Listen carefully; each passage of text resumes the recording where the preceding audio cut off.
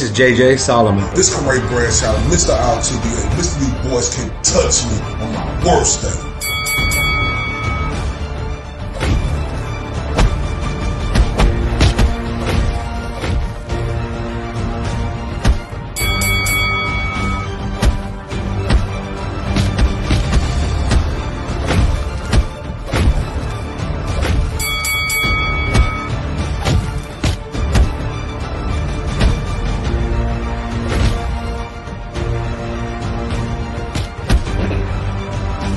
And this is the Spit Bucket Podcast.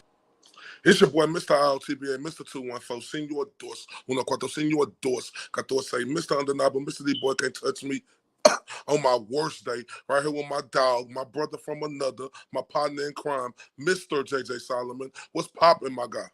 What's up, Mr. IOTBA? How you doing tonight, Corey? Man, doing great. This is the Spit Bucket Podcast, episode number 51, my guy. 51. 51. Hell go. Yeah, you're getting better at that, bro. You're going to be like Canelo's jumping the language barrier, homie. Al Money's in. What's up with it, brother? Al Money, what's popping, my guy? Shout out to everybody who on the live stream right now. If y'all could, please like, comment, share. Tell us what y'all think about this video and all that good stuff. Hell yeah, man. Yeah, just do what he said. Can't go wrong if you do what he said. Sorry, I was a little distracted over here. But yeah, man, episode 51, Tuesday night, fucking fight week. Bro, 2023 is going to end with a bang. We're going to be here covering it all, man. All kinds of stuff. But right off the bat, well, obviously, we just had Ryan. Then we got Devin and Regis. Then we got Bam and Son. It just goes on and on. Anyway, it's a hell of a way to finish off the year, bro. But, yeah, we just got back. Yeah, go ahead. Yeah, definitely excited, about the end of the year. Ready to see these two big fights that's coming up with Devin and Regis and Bam and the guy from across the pond. You understand me? Yeah, and in your way, I'm ready to see all of that. Because all of these fights, they actually make super sense because you got Bam and Sonny, they fighting for unification, right? And then you got Devin and Regis, right? Devin moving up his first fight to 140. This is a championship fight. This is a huge fight. And then anyway. Yeah, anyway. It's the reason we ain't done our golden buckets yet. Yeah, and anyway, he has a chance to put on a performance that could also not only make him the number one pound-for-pound fighter in the world, but it could also possibly lead to him being the fighter of the year. Hell yeah, dog. Like, we got to see that. I mean, we saw what he did with Fulton. Obviously, Crawford put his name on the ballot for fighter of the year. How do you deny that? So, listen, we only got a few weeks left, but there's still a lot of questions to be answered in 2023. And hopefully that shit leads right in 2024. Hey, before we talk boxing, Corey, we ain't talking about this. Al Money's just talking about tapped in watching the in-season tournament. What do you think about the in-season tournament, bro? We ain't hit on that much. Oh, yeah, I love the in-season tournament in basketball because, usually at the beginning of the season, they try to work the guys in. It's too many people don't pay attention to it. That's why people be frustrated at the beginning of the year because you don't see all the superstar players in the games. And with them bringing this in-season tournament in, I think it make it more exciting and they give these guys something to play for. Plus, it's a cash incentive for the team whoever wins. So I love the in-season tournament. We needed something to shake up basketball to make these guys go extra hard at the beginning of the season, to keep the fans in tune. So shout out to Adam Silver and the rest of the NBA staff for implementing that into the NBA. Yeah, I like the idea of an in-season tournament. I just wish they'd have done it a little bit differently, because it's like, I just wish it had been done differently. I feel like it should have been one event, like a week-long event. Like, can you imagine, bro? Like, what makes March Madness so crazy? Them brackets. Imagine throwing every team in there, single elimination. We taking a week, going to Vegas, whatever. You know what I mean? Maybe shorten the season, 4 games, 3-4 games to justify it. I just feel like that would have created more of a buzz. Like, same trophy, maybe name it the Kobe Trophy or some shit like that. You know what I mean? Same trophy, same prizes, same money. But I just wish it would have been like, let's sit down, let's get ready for this in-season tournament, man. I think something like that would have got some better buzz. But I get it. You know, I mean, it's their first year. I get that, yeah, but I think I like the way they spread the games out. Right? I think I like that because teams know that you got to play hard. You got to win this game. I wish it was something that they could implement throughout the whole season and just that instead of making it just the early season thing. But with this being its first year, like you said, it's going to be a lot of kinks. You know, they're going to have to put WD-40 on, you know, to implement it in a way, you know, that it works. So it's the first year, but in my opinion, so far so good. I like what I'm seeing. That's why I got to give Adam Silver and the rest of the NBA staff credit for implementing it. for sure, for sure. Al Money said Devin versus Regis is going to be a good one, and we about to dive into that. But first, man, let's take a step backwards and talk about. We're not going to cover the whole card, but we're going to talk about Ryan and Duarte, the fight from the weekend that we had the opportunity to be at. A lot of buzz leading into the fight for all the wrong reasons. You know, Ryan beefing with Golden Boy and all that good stuff. But man, Corey, like, what do you think driving home? Like, what do you think about the event as a whole, before, leading up, the fight, all of it? Let's talk about it. Yeah, I liked all of it leading up to the fight. Even the controversy, you know, with Ryan Garcia, you know, the statements he made. You know, people may have liked it, they may have didn't like it. Statements Bernard made, Oscar made, people may liked it. They didn't like it, but one thing about it, it created a buzz that got us in tune for that fight because Ryan Garcia is a guy who has a lot of publicity around him. Yeah, So yeah. when he fights, you know, everybody gonna pay attention. And I think this moment that they had leading up to the fight, I think it put extra emphasis on not only the diehard boxing fans' mind, but a lot of the casual fans as well. But as the fight played out, I loved it. Right, I got to give Ryan Garcia his credit.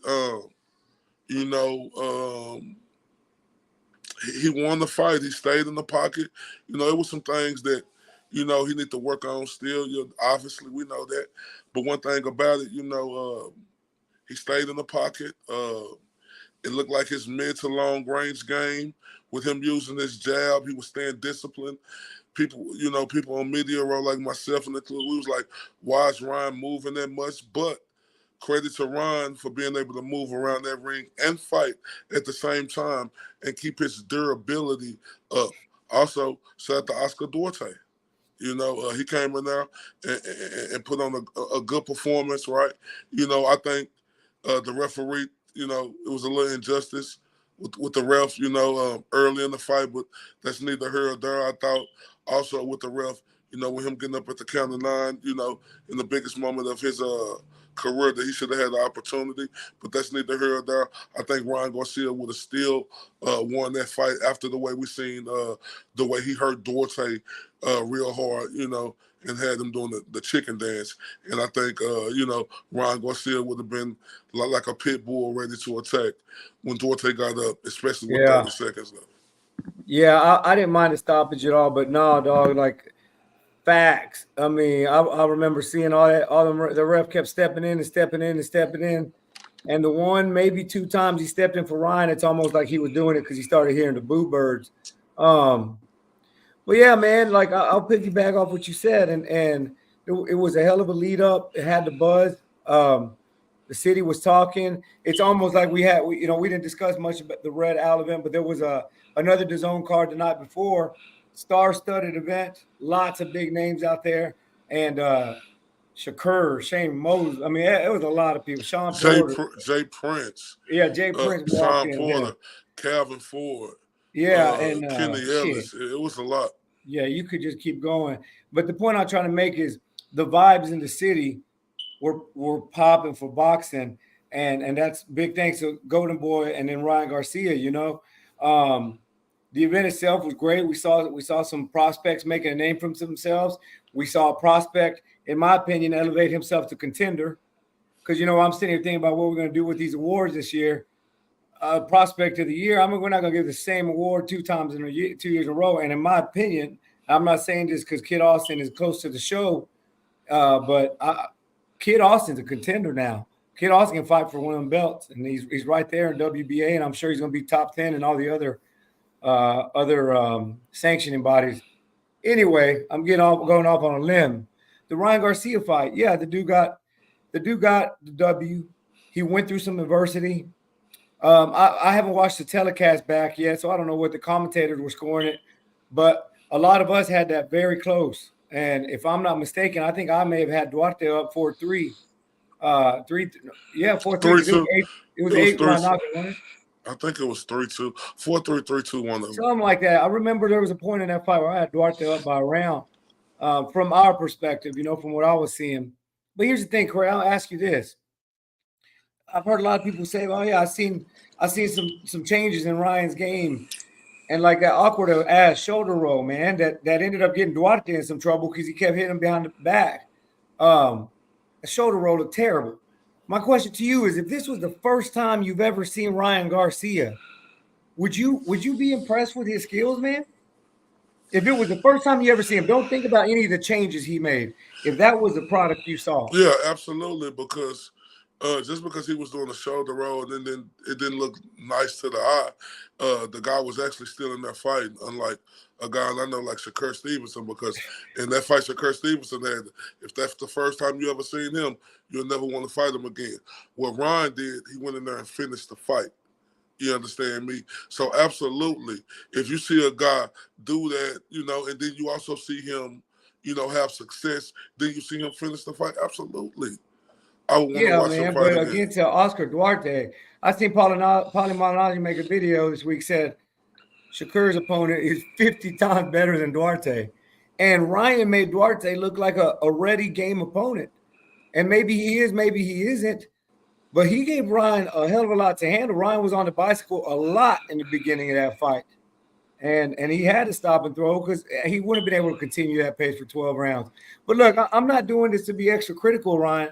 I'm just calling it like I see it right now at 140. I mean, what's there for him where you think you can confidently win? Rolly? Yeah, I could see him winning that fight. I could see him beating the Shakur if Shakur move up. Because Let's talk about who's at 140. Yeah, but I'm just saying the one thing about it that you can't deny, this guy has power, right? And don't say let's talk about it 140. When Ryan Garcia, when Shakur, like what they call him, Shakur Twitterson, was on Twitter talking about, or on the video saying, "Oh, we could fight, we could talk about that. We have to talk about what way we have to do it at." So, yeah, absolutely, man. I don't think this was disappointing to the eye. I just think no, it wasn't. It wasn't. Yeah, it wasn't disappointing to the eye. I just think if guys are just fed up with the nonsense that Ryan Garcia did in the past, which is one of myself, but I'm gonna still judge him correctly off what I seen. Was he in there with a guy who was game? Absolutely. Yeah, Paulie Malignaggi, he can say what he want, right? But Paulie Malignaggi has. It's a bunch of videos we can get and clip of him where he done reached and said a lot of things, and he came back to be absolutely wrong. But like I said, I was impressed by Ryan Garcia. That was a good way to come back against a great opponent for him after just getting stopped by Tank. Yeah, that's true. And it's a bounce back fight, so you don't want to throw him in there with the Wolves. It's just certain things, dog, I hate saying this without sounding like a stuck-up asshole, but like as a boxing purist, little things I see. Like I don't like to see fighters closing their eyes. What something I love about Mayweather, and this is why you could never catch him, is his eyes were always open. Ryan takes it a whole nother level, and not only does he not keep his eyes on his opponent, he gets in his shell. I'm not talking about the roll. I'm talking about that amateur-looking shell that Derek or somebody needs to fix. Because he turns his back on the opponent and he goes in a shell. He did it with Tank so many times, and he did it last weekend. The shoulder roll, I don't think we need to talk about it. He made fun of himself. He said Derek said not to do that anymore. That shit was ridiculous. Big picture, though, yeah, he got some confidence back. I did see the jab. I seen a little bit more movement in his head, a little bit better defense. So hey, things are pointing up. I still want to see a lot from Ryan, but salute to the guy. He's been through a shit ton. He's been through hell and back, and we're pulling for the guy. I want to see him get to where he needs to get, man. Um, any follow up on Ryan? I'm just, my thing is these guys got to get in the ring and they got to show who they are. And I think Ryan Garcia got in that ring and he showed that he was there to fight.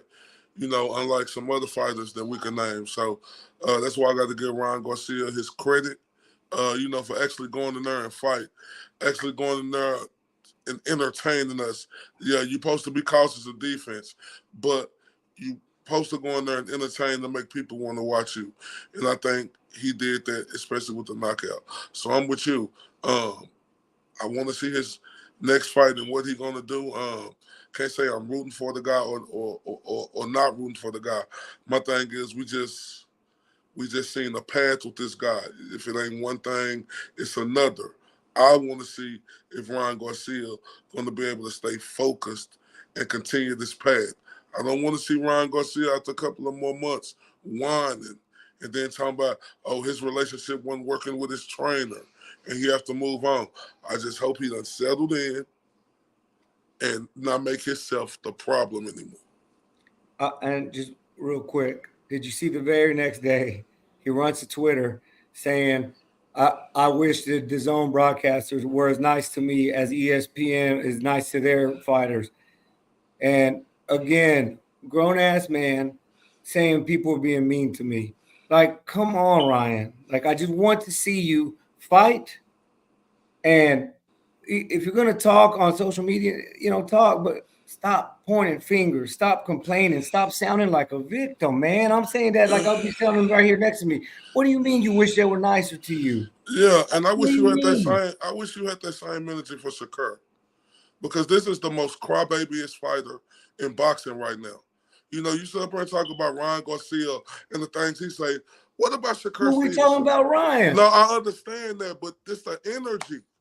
We have to keep that same energy, JJ. It's like you disregarding Ryan Garcia. Well, you're not disregarding, you're attacking Ryan Garcia and him being It wasn't an attack. Yeah, it is. It is because you're saying he's doing this and doing that. But when it comes to Shakur Stevenson, it's give him one more fight. What about all the Twitter things that he say and he do? This guy does it the most. Shakur got 3 belts. Ryan quit in the ring. 2 different situations. It's not a Shakur ain't blaming nobody for his loss. Shakur not blaming nobody for his bad performance. He don't have a loss. What you mean? No, he didn't lose, but he came out and made a bunch of excuses of why I only heard he one. didn't perform. No, we heard JJ. It was a lot. It was a lot, and that's my thing. Ryan Garcia, who okay, he lost one fight, right? One fight. I'm not hating on that. He quit, but he lost one fight. You could say he quit if you want to. Can we say with Tank power? And I could say that too. But if we're gonna really talk about it, can we say Tank got power like that? What was I complaining about? I said he lost, then he whined. Then he got touched a little bit this last weekend. Then he whined. This time not his promoters. This time the broadcasting company that's putting out his fights. So it's always somebody he's pointing the fingers at. Always. And that's all. That's all I'm saying. He lost one fight, JJ. And then he won. One. But Shakur Stevenson, it's been many fights where he just bombed the whole place out and he whined about it too. So I'm like, if we're gonna keep that energy with Ryan is done lost one fight and he's a top contender. You keep saying Shakur done been in 3-weight divisions. Okay, congratulations, Shakur Stevenson. But Ryan Garcia is a guy who just had lost one fight and he lost to arguably the best fighter in that division, right? So, I just feel like we need to keep that same energy on Shakur Stevenson as we do Ryan Garcia. I think that's very unfair, the attack on Ryan Garcia. Now you sound like Ryan Garcia. No, it's not. No, I want to keep it 100 all across the board because I'm a guy who's very critical of Ryan Garcia. I was very critical of him and saying he started the whole mess with De La Hoya and Bernard Hopkins. I just feel like everybody want to give Shakur Stevenson a pass, and and Ryan Garcia gets all the smoke, you know, because he this and that. But one thing I can say, Ryan Garcia came in there and fought, and that was entertaining. Agreed. One more before we change topics. Our money. I seen y'all outside putting that work in. Yes, sir. Yes, sir. Couldn't even get a drink in. It's hard to get in a drink. And a good comeback win for Ryan. Yeah, we definitely agree with that. All right, bro.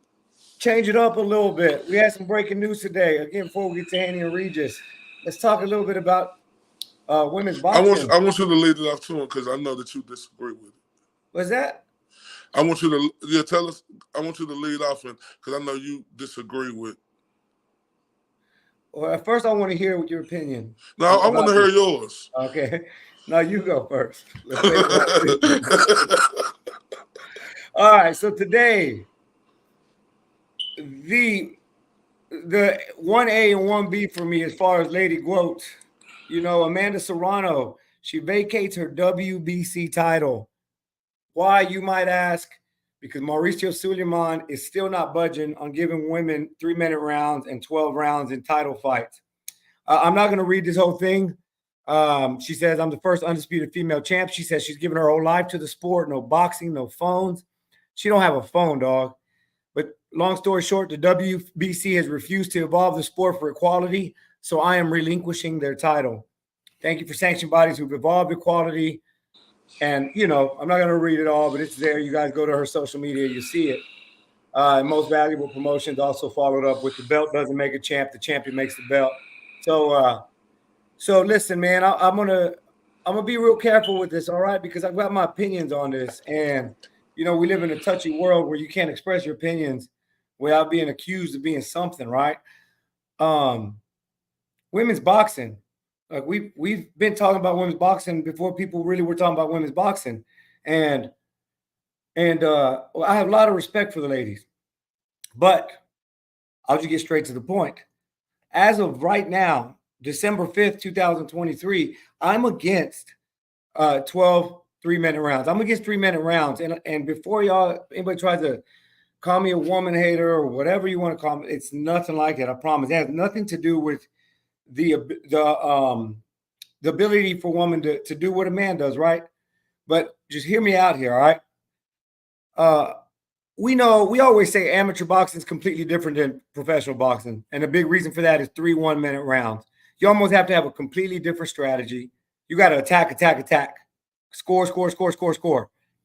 Women's boxing is also a completely different sport than men's boxing for this almost the same reason, or that's one of the reasons. Those 2-minute rounds, bro, those 60 seconds less give a woman way less time to set up a knockout, to set up her punches, to set up a game plan.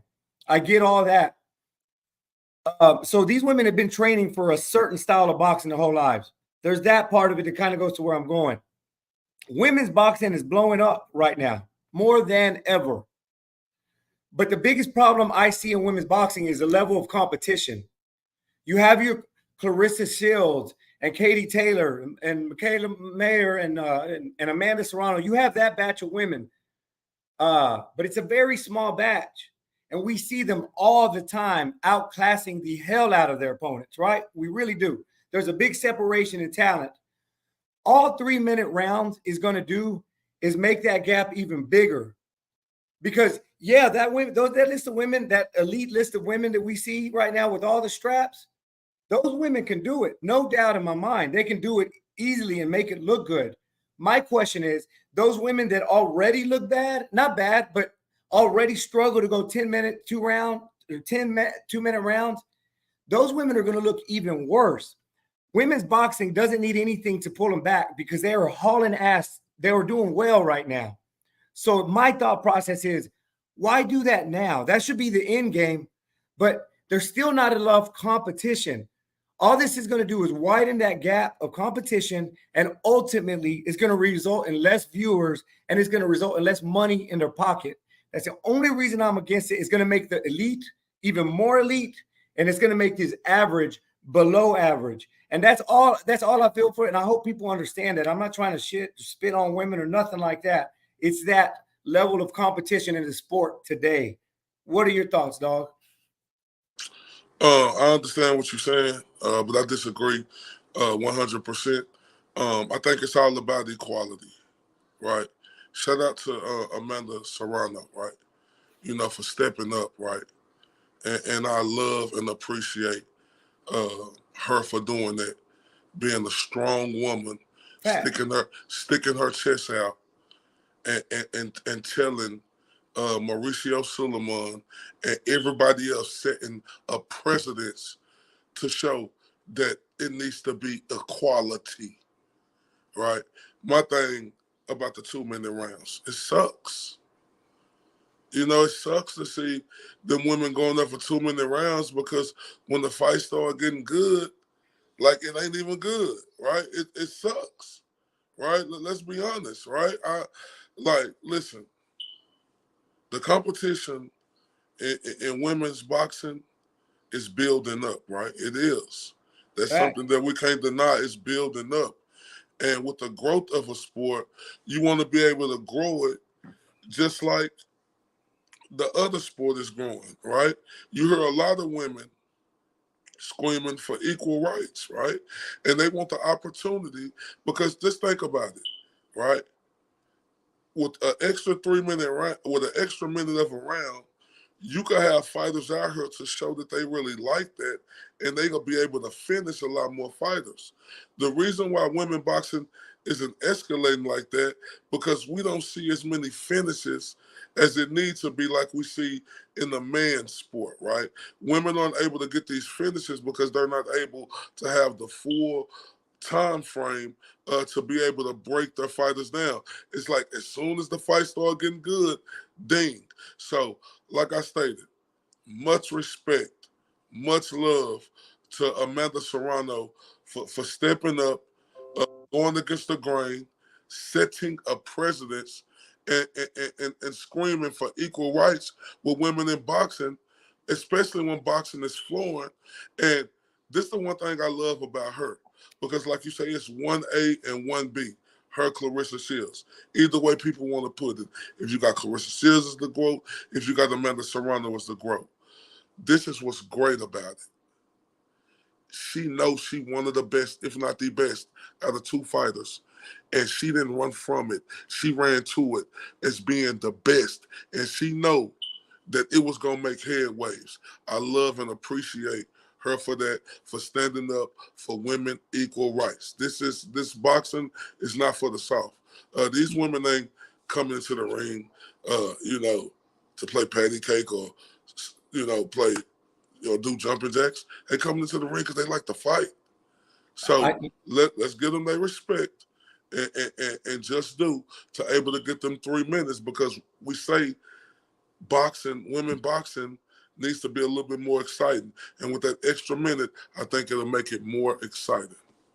I listen. I feel all that. You're saying all the right things, and that's why it's difficult to say. That's why I haven't tweeted about it because when you tweet, it's just words. You don't get to express yourself. I want people to know I'm not coming from a place of women don't deserve to get on the same stage. I'm talking about in a place of pure, how this thing looks and the growth of the sport. When we talk about the WNBA, and they talk about not getting paid enough, same thing with women's soccer and all that. But specifically, let's stick with WNBA. It's because the quality on the court is just not what it needs to be. So before we even things out, like Ray, when we go call amateur tournaments, the percentage of little girls fighting in that ring is what? Maybe 10%. We need to get these. We need to see more little girls starting at that age and growing in the sport, not starting when they're 20 and then having to learn a whole new sport. And by the time they're 30, they're doing it needs to start sooner like it does for the dudes.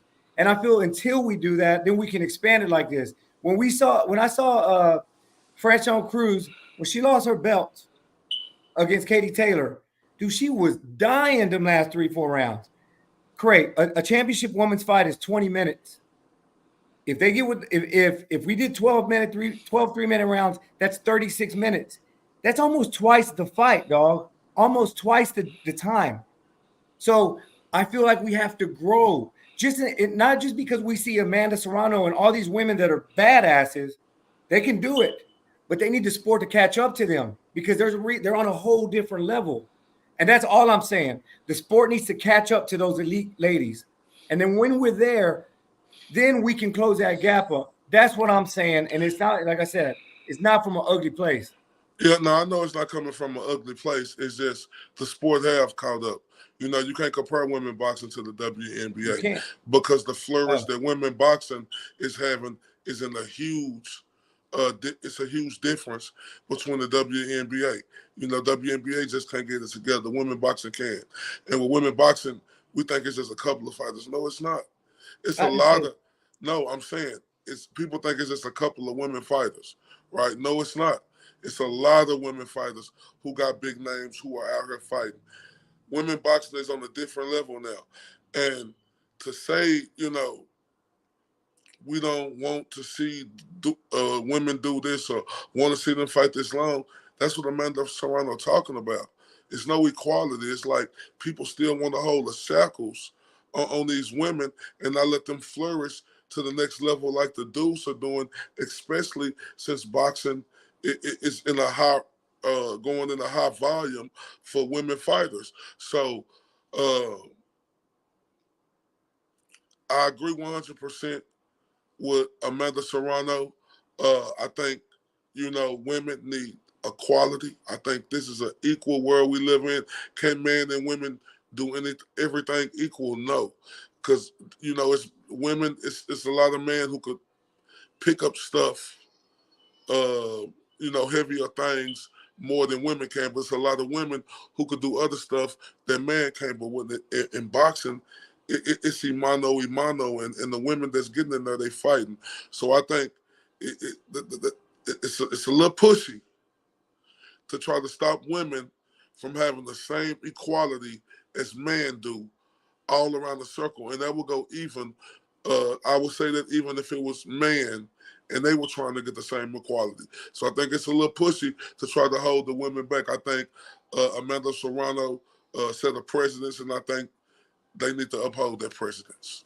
look, obviously I want to see women grow. It's great for everybody. It's great for them. It's great for young ladies who want to get into the sport. I'm all about it. I just think if we do that now and rush to that because women's boxing has had a couple of good years in a row, I think we need to keep stringing those good years together. I think if we do it right now, again, that competition gap is way too spread out right now, man.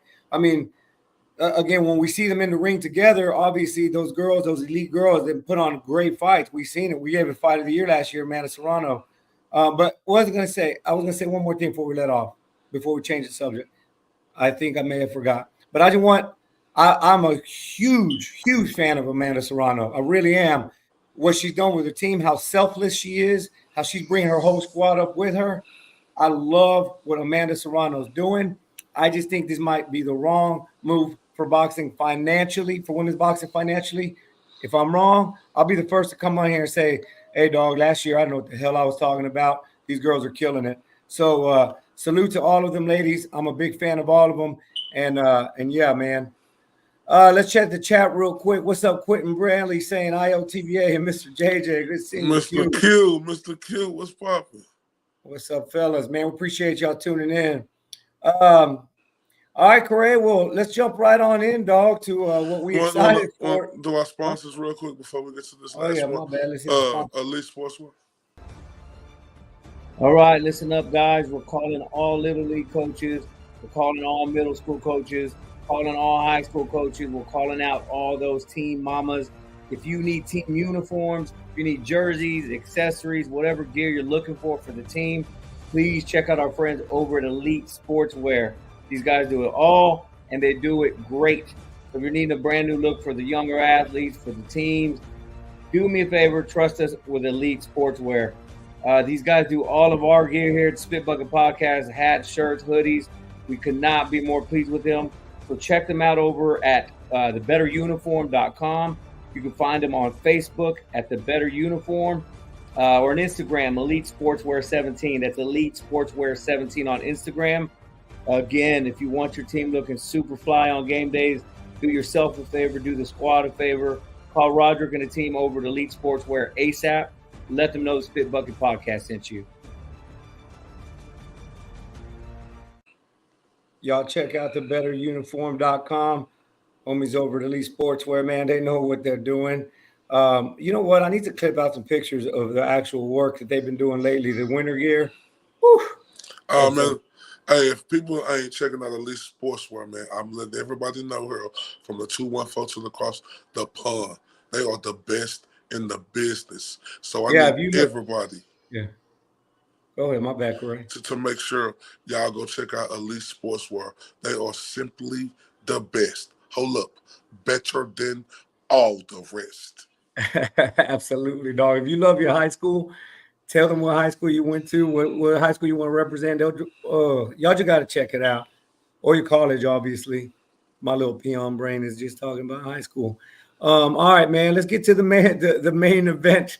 The main event this weekend. Devin Haney, Regis Prograis. Devin moving on up. They're in the Bay Area, bro. The Eagles have landed. Let's talk about it. Corey, Mr. 214.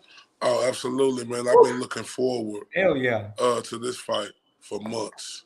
Like, just to end off the year with a fight like this, Jay. Right, you got Devin Haney, former undisputed at 135. He ain't coming up to the 140-pound division, ducking no smoke. He coming up fighting the guy who everybody say is the hardest hitting 140 in the game right now, right? And I absolutely love it, bro. Only thing I don't love about it is that they put this on pay-per-view.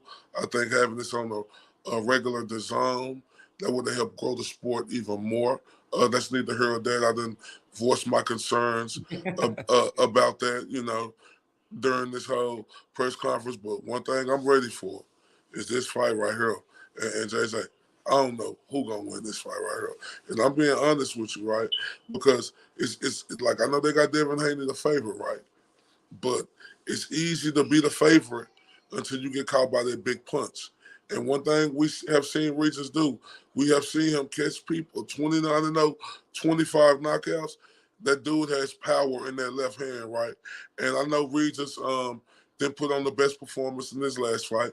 A lot of people, not myself, I had Devin Haney winning, but majority of the world said Haney lost to Lomachenko. And the energy that Haney got, by hearing all of that, when I actually thought he won the fight, I could just understand the motivation. The subpar performance that Regis Prograis had in this last fight, the motivation for that, I can understand how he feeling right now. And both of these guys having something to prove out of people thinking Haney lost. I didn't. I thought he won. People say Regis put on a subpar performance. JJ, this Saturday night, this is going to be a barn burner right here. Yeah, dog. I've expressed my opinions of how we got to this fight and why we got to this fight. But like you just said, that's neither here nor there. I've expressed my opinions about it. It's fight week, and we have Devin Haney moving up to 140 pounds, brand new weight division, after he destroyed the man who beat the man 2 times in his own backyard. Fighting for a belt against a very dangerous guy, like you just said, like the world's saying. I think this fight has gotten more intriguing. They've done a hell of a job selling this fight, by the way. I think you asked a lot of casuals, hey, what do you think about Regis? 12 months ago, a lot of people wouldn't have a whole lot to say about Regis. He was kind of under the radar great. But people are excited about this fight. Even me getting closer, it's starting to happen where I'm starting to think that margin is going to be a little bit closer. However, dog, I just think, like I've stressed before, Devin Haney's been doing this his whole life. He's been getting ready for this moment his whole life. And in boxing, you can always tell the guy who's been doing it better. I'm just talking about pure skill set. I'm not talking about heart or nothing like that. And I just think that's going to take over in this fight. There's not a whole lot that I can see Regis doing, bro, besides landing that shot. I think Regis will get in, which will be, in my opinion, his real only chance. And I think we're going to see some clinching from Devin. Which shit, I'm not mad at it. Whatever you got to do to get the W. I just think Devin's smarts are going to be way too much. And I predict Devin winning this fight, unanimous decision. I think it's going to be an easy fight to score. Now, I hope I'm wrong. Regis is one of them type of dudes who's been doubted his whole life. hell, he's Hurricane Katrina. You know that's. I mean, he's a survivor. The dude knows how to prove people wrong. The dude knows how to use that negative energy and turn it into something positive. And for that, I salute Regis. And and for that, you know, the little boxing fan that likes to see upsets and stuff, you know, that side of me is cheering for Regis. But this part of my boxing knowledge is making me pick Devin Haney as a heavy favorite, bro. I can't wait to see it because there's gonna be a lot of questions answered after now, dude. You know what I mean? Whole lot of shit. What do you think about Haney's appearance? This shit look Photoshop, bro. Oh, he looked good, but I ain't surprised. Haney always looked like that. But I have this fight very close. That's why I can't go either or, right? Because I done seen Devin Haney get caught in his chin. I done seen this guy get hit flush, even in the Lomachenko fight. Like I done seen this guy get hit hard. So, and credit to him, that's because he in there fighting. But one thing people are underestimating about Regis Rougarou program is his power, right? Um, I look at it like this. I understand Devin started earlier. But like Regis say, we both right here right now. Regis is a two-time champion. So the one thing I respect about him, he lost his belt, which I don't think he lost that fight. But then he showed the heart because, see, it's not easy to become a champion, but if you good, you're going to become a champion. But when you lose that belt, and then you're able to keep your mind to stay focused at the goal at hand and able to come back and regain it. And then you know that you had a subpar performance, and you know that Devin Haney and them feel like you are the easiest dog to walk at 140. That's a lot of motivation that Fact. Regis got. And I think this fight is an even fight, right? It depends on how it play because like Devin Haney finna face some firepower, just like Regis is finna see the skill level of Devin Haney. And I think them two things could offset each other. That's why it's hard for me to pick a winner. I think this fight is even kill. See, and I just see Regis looking for that one shot the whole fight. And we know when there's a fighter who does that, look for that one shot, and you do that against a guy who can really box. I just think that makes for a boring stylistic fight and an easy fight to score. All you're gonna be doing is swinging and missing, or getting held. You know, there's a chance we see an explosive fight, but I will not be surprised at all if we see a snoozer. I would not be surprised if we see Regis swinging for the fences and Devin clinching when they're close. I don't anticipate Loma versus Haney at all. I don't because that was a hell of a fight. I don't care how you scored it, hell of a fight. I don't anticipate that whatsoever. Partly because Regis got them loaded ass hands, man, and Devin knows it. But big picture though, dog, Devin's got his eyes at 147. Saw what they saw about Barrios, and so in my opinion, like if you're getting ready for 147, uh, they're confident that they can walk through 140. So And I that's and see that's the thing that I got the question because you never like and this is why I got to give Bill Haney, his criticism at. You never talk about another fight or that a fight that you're pursuing when you're going in here to fight for a championship. That's total disrespect, and that's something that could come back and bite you in my Forrest Gump voice. And when people say that Regis hasn't seen a style like Devin Haney, that's false. He fought Josh Taylor. Josh Taylor was a boxer. He could punch and he could move around that ring. Not saying that him and Devin Haney fight the same, but he was a guy who was at the heights of his career when he was on point 100%. And a lot of people thought Regis Prograis won that fight. So I don't want the world out here to think that Regis don't know how to set traps or that he don't know how to fight a boxer. Like I say, I don't know who's gonna win this fight. That's why I have it even queued because I know that Regis could do all what he said he did. Go back and look at the Josh Taylor fight, and then people will see what I'm talking about. But hey, Jay, I'm excited about this fight. Like you said, the build up to it. These guys, they on fire. I'm talking about they smoking. They smoking it out from the 2-1-4-2 across the pond just by seeing Regis on interviews, hearing Devin Haney, seeing the face-offs, what we seen today. This week, what's gonna happen. The dude named Evan, Bill Haney going at it. Man, I can't wait. Bro, it's gonna be a hell of an event. It's gonna be a great finish for boxing. I've made my prediction. Let's hear yours. You keep saying tight fight. Let's hear it. Who do you think's gonna win it? I can't call it. I think it's an even fight. You know, Devin Haney moving up to 140. Yes, he got all the skills, but he going up to 140 to a dude who been a natural 140 his entire life, and to a dude who arguably could still be undefeated.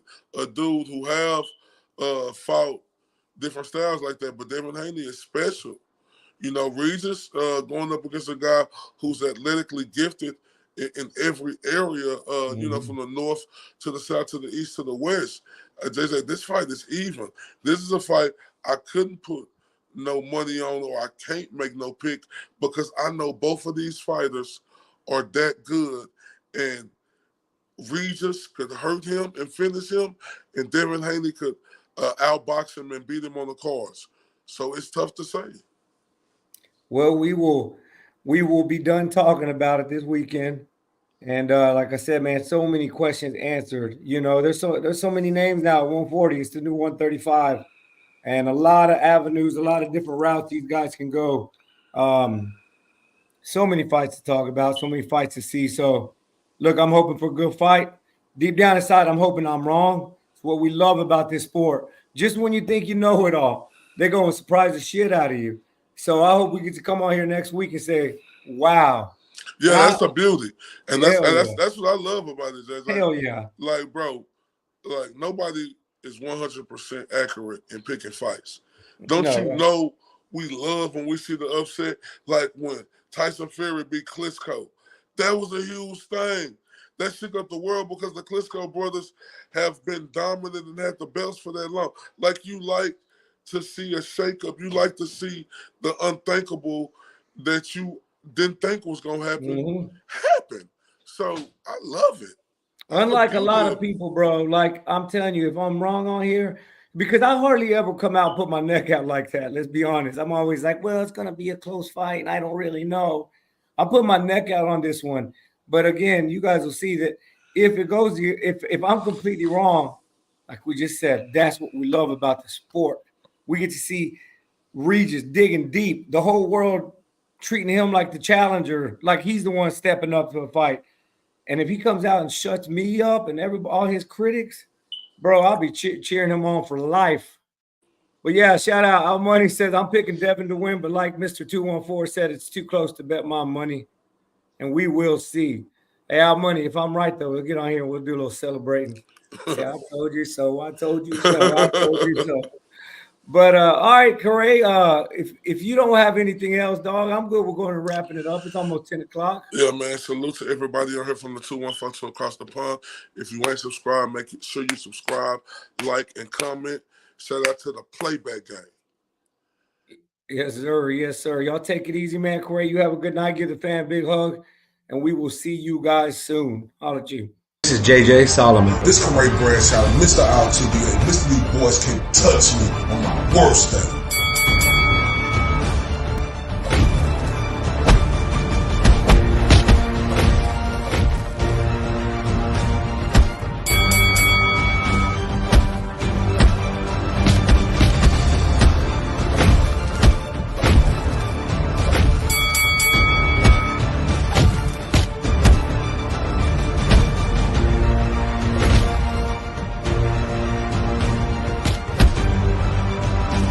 This is the Spit Bucket Podcast.